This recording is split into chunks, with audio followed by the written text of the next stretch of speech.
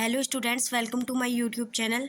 आज हम आपके लिए लेकर आए हैं क्लास 12th केमिस्ट्री के चैप्टर 1 बिलियन का वन शॉट। आपको इस चैप्टर में मिलने वाले हैं इस चैप्टर के सभी मोस्ट इम्पोर्टेंट एमसीक्यू, अति लघु उत्तरीय प्रश्न, लघु उत्तरीय प्रश्न और उसके साथ ही सभी मोस्ट इम्पोर्टेंट दीर्घ उत्तरीय प्रश्न भी मिलने वाले हैं, जो आपके बोर्ड एग्ज़ाम के लिए बहुत ही महत्वपूर्ण है।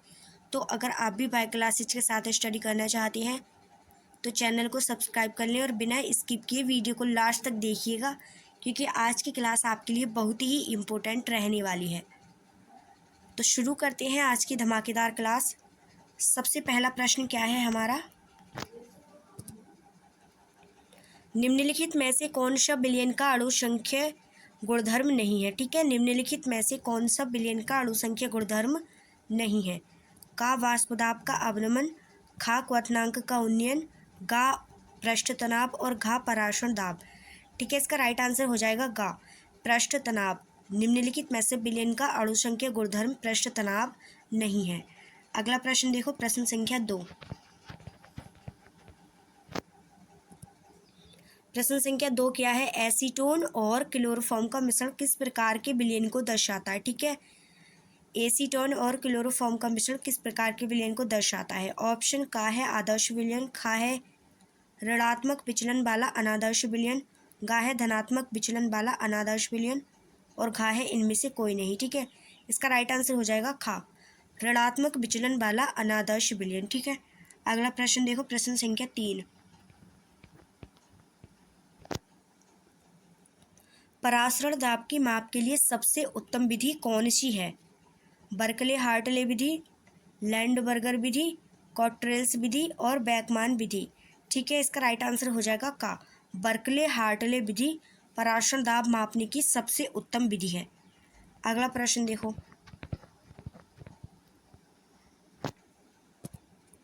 प्रश्न संख्या 4 है, 1 किलोग्राम विलायक में उपस्थित विलय के मोलों की संख्या को क्या कहते हैं। ठीक है, 1 किलोग्राम विलायक में उपस्थित विलय के मोलों की संख्या को क्या कहते हैं।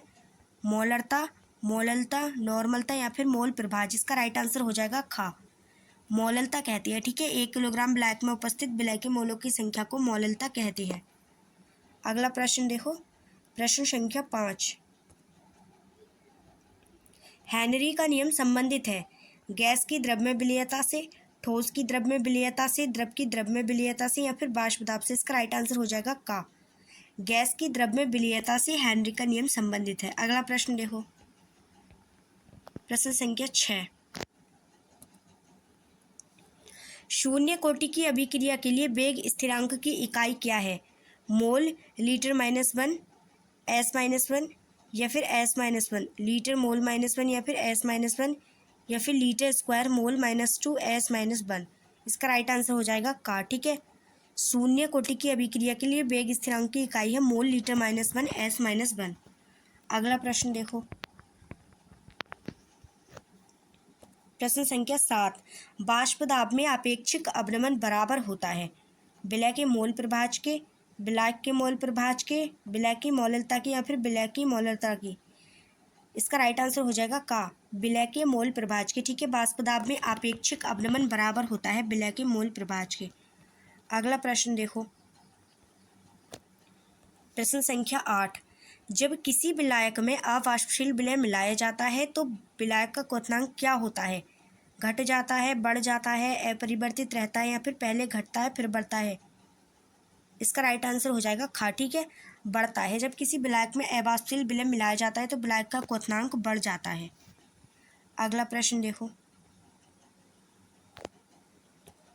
प्रश्न संख्या 9 क्या है, समान ताप पर वे विलयन जिनके परासरण दाब समान होते हैं कहलाते हैं, क्या कहलाते हैं। समदाबी विलयन, समपराश्रयी विलयन, अतिपराश्रयी विलयन या फिर अल्पपराश्रयी विलयन।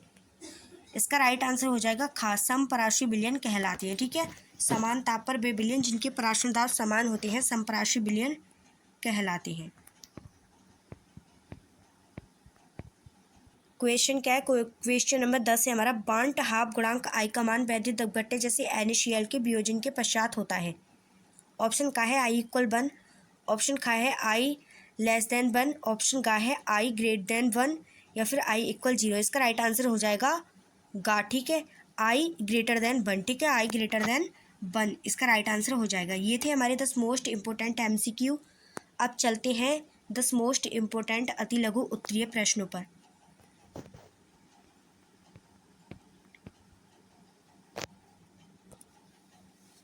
पहला प्रश्न क्या है हमारा, मौललता तथा मौलरता में मुख्य अंतर लिखिए, ठीक है। मौललता तथा मौलरता में मुख्य अंतर लिखिए। उत्तर देखो, मौलरता प्रति लीटर बिलियन में उपस्थित विलय के मोलों की संख्या है। क्या है? मौलरता प्रति लीटर बिलियन में उपस्थित विलय के मोलों की संख्या है। जबकि मौललता क्या है? जबकि मौललता प्रति किलोग्राम विलायक में उपस्थित विलय के मोलों की संख्या है, ठीक है। अब इनकी प्रमुख विशेषता क्या है? प्रमुख विशेषता, मौललता ताप पर निर्भर नहीं करती है क्योंकि इसमें द्रव्यमान का उपयोग होता है, ठीक है। और जबकि मौलरता ताप परिवर्तन से बदल जाती है, ठीक है। मौलरता में यदि ताप में परिवर्तन किया जाता है तो मौलरता बदल जाती है। अगला प्रश्न देखो, प्रश्न संख्या 2, हेनरी का नियम क्या है? इसकी एक सीमा लिखिए, ठीक है। हेनरी का नियम क्या होता है? इसकी एक सीमा लिखिए। उत्तर देखो, स्थिर ताप पर किसी गैस की द्रव्यमान विलयता गैस के दाब के समानुपाती होती है, जैसे P = KH/X, ठीक है। इस नियम की सीमाएं क्या है? हेनरी के नियम की सीमाएं, यह नियम उच्च दाब और बहुत कम ताप पर लागू नहीं होता है। गैसें विलायक से रासायनिक रूप से क्रिया नहीं करनी चाहिए, ठीक है। गैसें विलायक से रासायनिक रूप से क्रिया नहीं करती हैं, मतलब करनी नहीं चाहिए। अगला प्रश्न देखो, प्रश्न संख्या 3, क्या है? राउल्ट का नियम स्पष्ट कीजिए, ठीक है। राउल्ट का नियम स्पष्ट कीजिए। उत्तर देखो, किसी बाष्पशील द्रवों के विलयन में प्रत्येक अवयव का आंशिक वाष्प दाब विलयन में उसके मोल प्रभाज के समानुपाती होता है, ठीक है। क्या होता है? किसी बाष्पशील द्रवों के विलयन में प्रत्येक अवयव का आंशिक वाष्प दाब विलयन में उसके मोल प्रभाज के समानुपाती होता है। इसके महत्वपूर्ण लक्षण क्या है? यह नियम केवल आदर्श विलयनों द्वारा सभी सांद्रताओं पर पालन किया जाता है, ठीक है। आदर्श विलयनों द्वारा सभी सांद्रताओं पर इसका पालन किया जाता है। अगला प्रश्न देखो, प्रश्न संख्या 4, प्रश्न संख्या 4 क्या है? आदर्श तथा अनादर्श विलयन में अंतर स्पष्ट करें, ठीक है। आदर्श तथा अनादर्श विलयन में अंतर बताना है। उत्तर देखो, वे विलयन जो सभी ताप व सांद्रता पर राउल्ट के नियम का पालन करते हैं, ठीक है। वे विलयन जो सभी ताप व सांद्रता पर राउल्ट के नियम का पालन करते हैं आदर्श विलयन कहलाते हैं, और जो नहीं करते वे क्या कहलाते हैं? वे अनादर्श, ठीक है। वे अनादर्श विलयन कहलाते हैं। इनके प्रकार कितने होते हैं? मुख्य प्रकार, अनादर्श विलयन 2 प्रकार के होते हैं, ठीक है। कौन कौन से? सबसे पहला है धनात्मक विचलन वाले और दूसरा है ऋणात्मक विचलन वाले, ठीक है। अनादर्श विलयन 2 प्रकार के होते हैं। अगला प्रश्न देखो, प्रश्न संख्या 5 क्या है? क्वथनांक का उन्नयन क्या है? इसे सूत्र द्वारा समझाइए, ठीक है। क्वथनांक का उन्नयन क्या है? इसे सूत्र द्वारा समझाइए। उत्तर देखो, विलायक में अवाष्पशील विलय मिलाने पर उसके क्वथनांक में होने वाली वृद्धि को क्वथनांक का उन्नयन कहते हैं, ठीक है। विलायक में अवाष्पशील विलय मिलाने पर उसके क्वथनांक में होने वाली वृद्धि को क्वथनांक का उन्नयन कहते हैं। गणितीय सूत्र क्या है इसका? ΔTV = KB × M, जहाँ पर M क्या है? जहाँ पर M है मौललता, ठीक है। अगला प्रश्न देखो, प्रश्न संख्या 6, प्रश्न संख्या 6 क्या है? हिमांक का अवनमन समझाइए, ठीक है। हिमांक का अवनमन समझाइए। जब किसी विलायक में अवाष्पशील विलय घोला जाता है तो उसका हिमांक शुद्ध विलायक की तुलना में कम हो जाता है। क्या हो जाता है? उसका हिमांक शुद्ध विलायक की तुलना में कम हो जाता है। अनुप्रयोग देखो, इसके अनुप्रयोग क्या होंगे? ठंडे प्रदेशों में कारों के रेडिएटर में एथिलीन ग्लाइकॉल मिलाकर पानी के जमने से रोका जाता है, ठीक है। ठंडे प्रदेशों में कारों के रेडिएटर में एथिलीन ग्लाइकॉल मिलाकर पानी के जमने से रोका जाता है। अगला प्रश्न देखो, प्रश्न संख्या 7, परासरण और विसरण में अंतर लिखिए, ठीक है। परासरण और विसरण में अंतर।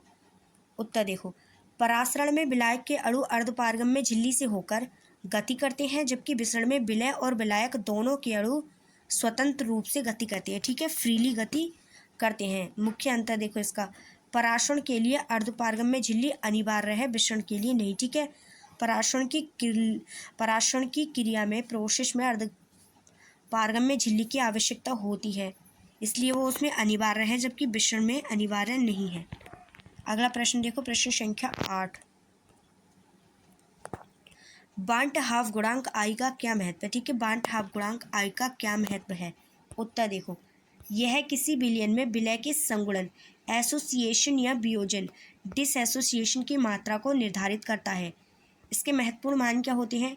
वियोजन पर आई ग्रेटर देन 1, संगुणन पर आई लेसर देन 1 और सामान्य स्थिति में आई इक्वल 1 होता है। ठीक है, सामान्य स्थिति में आई इक्वल 1 होता है। अगला प्रश्न देखो, प्रश्न संख्या 9। समपराश्रयी विलयन किसे कहते हैं? उदाहरण दे। ठीक है, समपराश्रयी विलयन किसे कहते हैं? उदाहरण दे।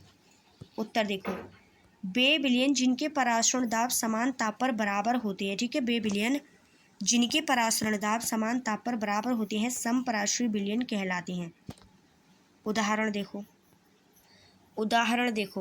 0.9% NaCl विलयन रक्त कोशिकाओं के साथ समपराश्रयी होता है। ठीक है, 0.9% NaCl विलयन रक्त कोशिकाओं के साथ समपराश्रयी होता है। अगला प्रश्न देखो, प्रश्न संख्या 10। क्या है? स्थिर क्वाथी एजियोट्रॉप मिश्रण क्या है? ठीक है, स्थिर क्वाथी मिश्रण क्या है? उत्तर देखो, यह 2 या 2 से अधिक द्रवों का ऐसा मिश्रण है जिसका क्वथनांक निश्चित होता है और दोनों अवयव एक ही ताप पर उबलते हैं। ठीक है, जब दोनों अवयव एक ही ताप पर उबलते हैं और उनका क्वथनांक निश्चित होता है तो वो स्थिर क्वाथी विलयन होता है। ठीक है, इसके प्रमुख प्रकार कौन कौन से हैं? पहला प्रकार है न्यूनतम क्वथनांक स्थिर क्वाथी। ठीक है, और दूसरा प्रकार है अधिकतम क्वथनांक स्थिर क्वाथी। ये थे हमारे 10 मोस्ट इम्पोर्टेंट अति लघु उत्तरीय प्रश्न। अब चलते हैं 5 मोस्ट इम्पोर्टेंट लघु उत्तरीय प्रश्नों पर। पहला प्रश्न क्या है हमारा? अणु संख्या गुणधर्म से क्या तात्पर्य है? प्रमुख 4 अणु संख्या गुणधर्मों के नाम लिखे। ठीक है, उत्तर देखो, विलयन के वे भौतिक गुण जो विलय की निश्चित मात्रा में उपस्थित विलय के कणों यानी अणुओं या आयनों की संख्या पर निर्भर करते हैं, ना कि उनकी प्रकृति पर अणु संख्या गुणधर्म कहलाते हैं। ठीक है, अणु संख्या गुणधर्म कहलाते हैं। इसके 4 प्रमुख प्रकार होते हैं। पहला, बाष्प दाब का आपेक्षिक अवनमन, दूसरा क्वथनांक का उन्नयन, तीसरा हिमांक का अवनमन और चौथा होता है पराशरण दाब। ठीक है, ये गुण डाइल्यूट सॉल्यूशन में स्पष्ट रूप से दिखाई देते हैं। ठीक है, डाइल्यूट सॉल्यूशन में स्पष्ट रूप से दिखाई देते हैं। अगला प्रश्न देखो, प्रश्न संख्या 2। क्या है? प्रतिलोम पराशरण रिवर्स ओस्मोसिस क्या है? इसका मुख्य उपयोग लिखिए। ठीक है, प्रतिलोम पराशरण क्या है? इसका मुख्य उपयोग लिखिए। उत्तर देखो, जब विलयन पर उसके पराशरण दाब से अधिक बाहरी दाब लगाया जाता है तो विलायक के अणु अर्धपारगम्य झिल्ली से होकर विलयन की ओर से शुद्ध विलायक की ओर प्रवाहित होने लगते हैं। ठीक है, इसे प्रतिलोम पराशरण कहते हैं। क्या कहते हैं? इसे प्रतिलोम पराशरण कहते हैं। इसके मुख्य उपयोग और लक्षण देखो, इस प्रक्रिया का सबसे बड़ा उपयोग समुद्री जल के लवणीकरण में, ठीक है, लवणीकरण में किया जाता है और इसके द्वारा पानी पीने योग्य शुद्ध जल प्राप्त करने में इसका उपयोग किया जाता है। ठीक है, इसके द्वारा पीने योग्य शुद्ध जल प्राप्त किया जाता है। अगला प्रश्न देखो, प्रश्न संख्या 3। धनात्मक तथा ऋणात्मक विचलन वाले अनादर्श विलयनों में अंतर स्पष्ट कीजिए। धनात्मक तथा ऋणात्मक विचलन वाले अनादर्श विलयनों में अंतर स्पष्ट कीजिए। उत्तर देखो, धनात्मक विचलन वाले विलयन राउल्ट के नियम से अधिक बाष्प दाब दर्शाते हैं क्योंकि इनमें अंतर आणविक आकर्षण बल कमजोर हो जाते हैं। ठीक है, इनमें अंतर आणविक आकर्षण बल कमजोर हो जाते हैं। ऋणात्मक विचलन के लक्षण देखो, इसके विपरीत ऋणात्मक विचलन वाले विलयन कम बाष्प दाब दर्शाते हैं क्योंकि इनमें विलय विलायक अन्योन्य क्रियाएं शुद्ध घटकों से प्रबल होती हैं। ठीक है, इनमें विलय विलायक अन्योन्य क्रियाएं शुद्ध घटकों से प्रबल होती हैं। अगला प्रश्न देखो, प्रश्न संख्या 4 है, मोल प्रभाज्य मोल फ्रैक्शन को परिभाषित कीजिए और इसका सूत्र लिखिए। उत्तर देखो, किसी विलयन में उपस्थित किसी एक घटक विलय या विलायक के मोलों की संख्या तथा विलयन में उपस्थित कुल मोलों विलय प्लस विलायक की कुल संख्या के अनुपात को उस घटक का मोल प्रभाज्य कहते हैं। ठीक है, गणितीय सूत्र देखो इसका, यदि घटक ए के मोल Na तथा बी के मोल Nb हो, ठीक है, तो x A equal Na upon Na plus Nb होगा। विलयन के सभी घटकों के मोल प्रभाज्यों का योग हमेशा 1 ही होता है। ठीक है, अगला प्रश्न देखो, प्रश्न संख्या 5, विशिष्ट चालकता और मोलर चालकता में क्या संबंध है, समझाइए। उत्तर देखो, किसी विलयन की मोलर चालकता m और उसकी विशिष्ट चालकता k और विलयन के आयतन b का गुणनफल होती है, जो 1 मोल विद्युत अपघट्य रखती है। ठीक है, क्या रखती है, जो 1 मोल विद्युत अपघट्य रखती है। संबंध सूत्र देखो,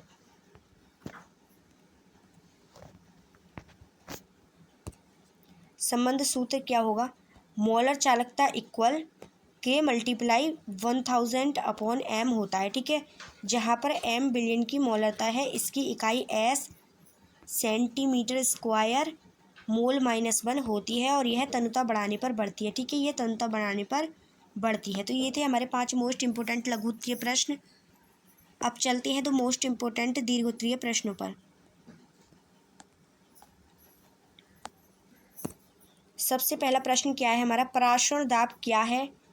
बर्कले हार्टले विधि द्वारा पराशरण दाब ज्ञात करने की प्रायोगिक विधि का वर्णन कीजिए। ठीक है, उत्तर देखो, परासरण की प्रक्रिया को रोकने के लिए विलयन पर जो न्यूनतम अतिरिक्त हाइड्रोस्टेटिक दाब लगाना पड़ता है उसे ही पराशरण दाब कहते हैं। ठीक है, उसे ही पराशरण दाब कहते हैं। बर्कले हार्टले विधि के मुख्य लक्षण, इस विधि में एक धातु का छिद्रयुक्त बेलन होता है जिसके ऊपर कॉपर फेरोसाइनाइड की अर्धपारगम्य झिल्ली बनी होती है। ठीक है, बेलन के अंदर शुद्ध विलायक यानी जल और बाहर कक्ष में विलयन भरा जाता है। परासरण के कारण विलायक केशिका नली से अंदर जाता है जिसे पिस्टन पर दाब डालकर रोका जाता है। ठीक है, पिस्टन पर दाब डालकर रोका जाता है। प्रायोगिक लाभ, लाभ क्या है इसके, इस विधि में परासरण दाब सीधे दाब मापी मैनोमीटर से पढ़ लिया जाता है क्योंकि इसमें झिल्ली पर उच्च दाब के कारण कोई विकृति नहीं आती और सांद्रता में कोई परिवर्तन नहीं होता है। ठीक है, अगला प्रश्न देखो, प्रश्न संख्या 2, बांट हाफ गुणांक I क्या है, इसके आधार पर अणुसंख्या गुणधर्मों के संशोधित सूत्र लिखिए तथा असामान्य अणुभार ज्ञात करने की प्रक्रिया समझाइए। ठीक है, असामान्य अणुभार ज्ञात करने की प्रक्रिया समझाइए। उत्तर देखो, बांट हाफ गुणांक I किसी विलयन में प्रसामान्य मोलर द्रव्यमान और प्रेक्षित असामान्य मोलर द्रव्यमान का अनुपात होता है या यह वियोजन संगुणन के बाद कुल कणों की वास्तविक संख्या का प्रारंभिक कणों से अनुपात है। ठीक है, अब इसके संशोधित अणुसंख्या सूत्र देखो, संशोधित अणुसंख्या सूत्र पहला क्या है, बाष्प दाब का अवनमन P0 minus P upon P0 equal I into X D. Second क्या है, क्वथनांक उन्नयन del T B equal I into K B into M. Third है हिमांक अवनमन del T F equal I into K F into M.